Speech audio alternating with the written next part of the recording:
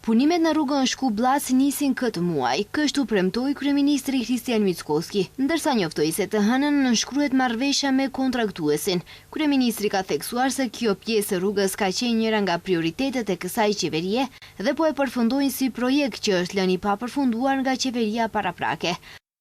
Ima, za žal, delo od projektite vominatut koji što... Kjo temë është folur në opinion me dekada, ka përfunduar me sukses e gjithë procedura, është zgjedhur kontraktuesi.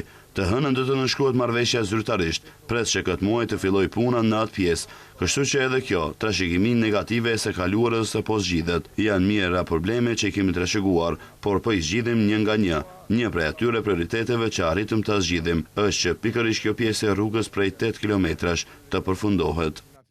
Para disa javësh u zgjodh kompania që do ta ndërtojë rrugën Shkup-Blac, e cila është kompania vendase e ndërtimit Granit. U premtua se punimet do të përfundojnë për 3 vjet e gjysmë, ndërsa u theksua që autostrada do të ketë 5 tunele, 2 galeria dhe 12 ura.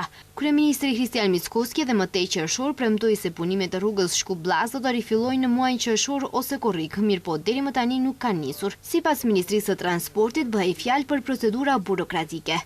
Projekti për autostradën Shkup-Blac daton nga viti 2014. Pas premtimeve disa vjeçare, ndërtimi i segmentit të parë filloi në vitin 2020. Zyrtarët e partisë ato kohë në pushtet BDI me video lavdëroheshin për këtë projekt, i cili nuk përfundoi kurrë. Kosova në anën tjetër e ka përfunduar pjesën e saj prej 56 kilometrash në vetëm 5 vjet.